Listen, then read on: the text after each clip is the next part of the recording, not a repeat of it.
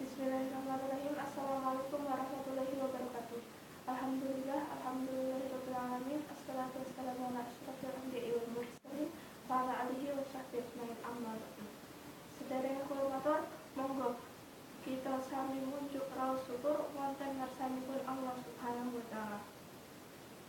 Wonten ing wekdal menika kita tasih saged ngarsalaken indahing iman saha Islam.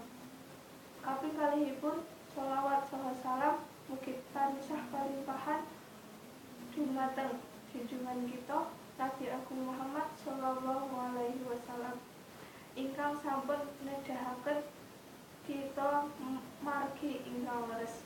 Bapak Ibu guru saha para kanca sedaya ingkang kula kinurmati. Wonten ing wekdal menika amargi kita saged ngangsu kawruh babagan budi pekerti ingkang luhur. Kanjeng Nabi Muhammad sallallahu alaihi wasallam kautus wonten ing alam dunya supados nyempurnaaken budi pekerti.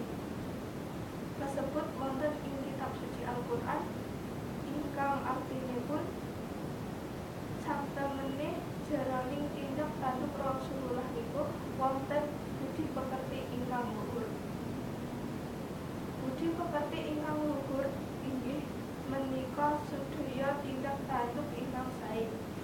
Salah satunggaling seorang budi pekerti ingkang luhur inggih menika kita kedah ngadahi andhap asor dumateng tiyang ingkang langkung sepuh, umpamanipun unggah-ungguh murid lan bapak ibu guru.